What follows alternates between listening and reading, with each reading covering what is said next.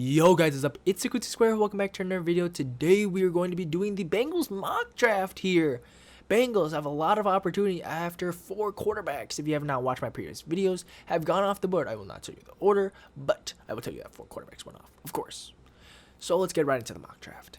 Okay, so with the 5th overall pick, the Bengals should obviously select Penei Sewell, offensive tackle from Oregon, the best offensive lineman in this class, in my opinion. Can play tackle, can be left or right, can play guard, left or right, can play tight end if you really wanted to, but you probably shouldn't as an extra blocker, but you shouldn't, because you should always be playing left tackle to protect Joe Burrow's ACLs. Then you have a versatile Jonah Williams who can play left guard, right tackle, because fuck Riley Reef. And then you'll be able to see who I get with my next pick. But Penei Sewell, he's got the best hands. His feet and his hands aren't connected too well. They aren't connected every snap.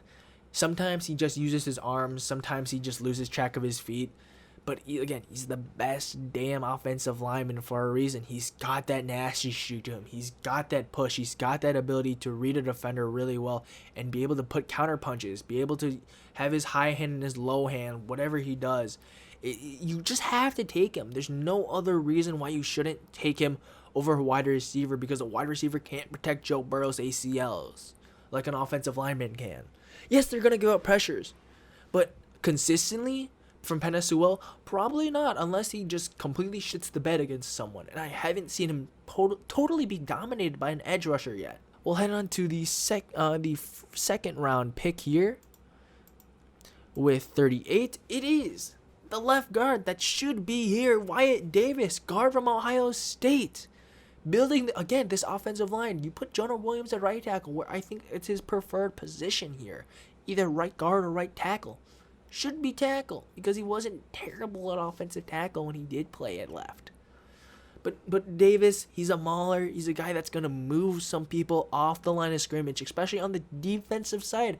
And if he gets in the fucking second level, he's crushing a linebacker. Should just take him, build the offensive line, again, protect Joe Burrow's ACLs. This draft is about protecting Joe Burrow and rebuilding the defense, because you need to have a good defense if you're going to win a playoff game or a Super Bowl, any game like that, right? And just any fucking game, you need a fucking good defense, unless you're in the Big 12.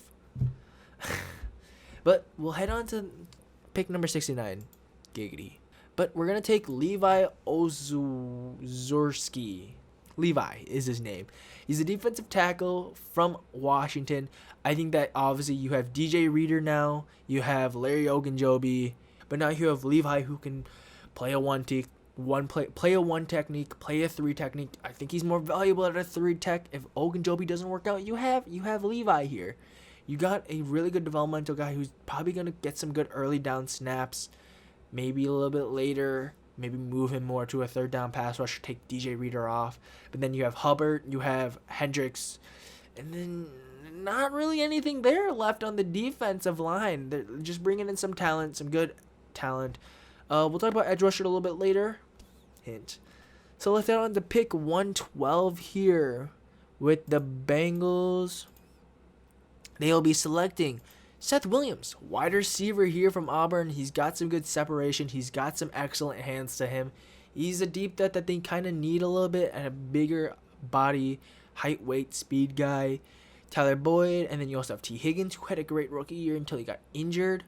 And there's a lot of potential here with Seth Williams. Obviously, it's not Jamar Chase, who you would like to get, or even a second-round wide receiver. But this receiver class is so fucking deep. I think I had over 30 wide receivers go off, which is almost 2 per team. And that's crazy, because last year's draft was supposed to be the best wide receiver class in a long time. But I think this one could be too. I think they're both 1A, 1B at this point right now, especially just looking at what wide receivers did last year. Justin Jefferson. Fuck. Sorry. Eagles fan. But Williams, not a bad prospect here. He just falls to the 4th because there's so much fucking good talent in front of him. He'd probably be a second rounder if there wasn't that much talent there. Or especially like Waddle, of Smith, Chase, guys like that. Tony, Moore, Eskridge, Collins, guys like that. So with their 5th round pick here, they select tight end John Bates from Boise State, a good tight end that's reliable in his hands, decent run blocker, and just not a bad overall prospect. I don't think they really have a star tight end or just a good tight end in general. They have Uzama, got hurt. Good 2, good 3. Then you have Drew Sample, really hasn't shown me that much. I don't know why they took him in the 2nd round. God forbid. I don't know. I don't know. It's weird. I don't know why they did that. But now taking a guy in John Bates, big guy, can do a lot. More contested catch. He can do that really hard. Yeah, that really tough contested catch as well as like Hunter Long. A guy like Hunter Long as well. A little bit of a downgrade, but we still get a tight end here to potentially be a 2, potentially be a 3 if you let Uzama go next season, or you don't even develop Drew Sample. Just trying to get more tight ends, trying to get more rosters, just a good special teamer as well. So here in the 6th round, their first of 2 6th round picks, you get Jonathan Cooper here from Ohio State. Again, the trend continues where in my mind, I just forget about colleges, and I'm like, oh, but Cooper works really well. But I already got Davis. Whatever. I don't think teams really care about what college they go to. Obviously, scheme dependent, of course.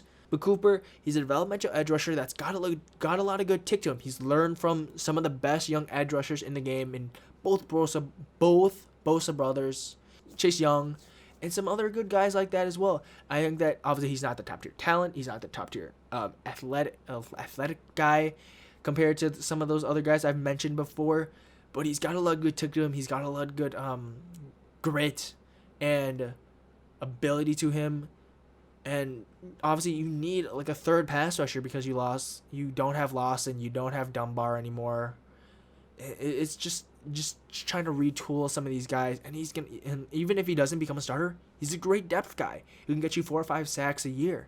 So heading over to 203, we're still in the 6th round, we get Dan Archibong, defensive tackle, defensive edge hybrid.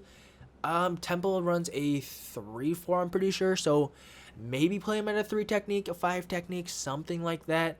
He's going to be good. I think starting off early downs, put him at edge rusher, put him at outside or like defensive end, you know what I mean, and then move him inside, get him against some guards, some centers. I think he's gonna really surprise some guys like that.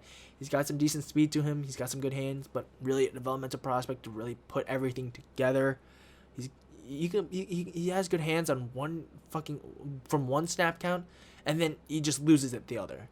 So with the last pick here, the Bengals will select Marcus Murphy, safety, corner, hybrid. Again, just a good guy to really be a special teamer at this point, to be a maybe good slot corner. Who is their slot corner right now? Mike Hilton, not Mackenzie Alexander. He went back to Minnesota. Who in their other, like, they have who's their corner? Not William Jackson. Who else did they bring in?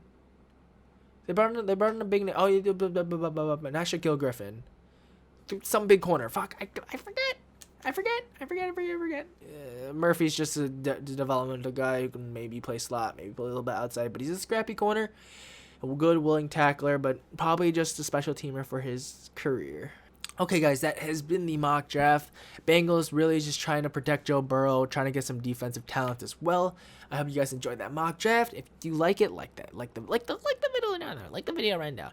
Hit that comment if you want to comment your favorite pick, and please, if you hit that subscribe button, Joe Burrow's ACLs will be okay for the next 3 years if you press that subscribe button and hit that notification bell. If you hit that notification bell, that will mean they get closer to Penny Sewell every single day. They get closer to having their dream pick. My name has been Circle 2 Square. I will see you in the next video, which is the Dolphins. See you later. See you in a few hours. Peace.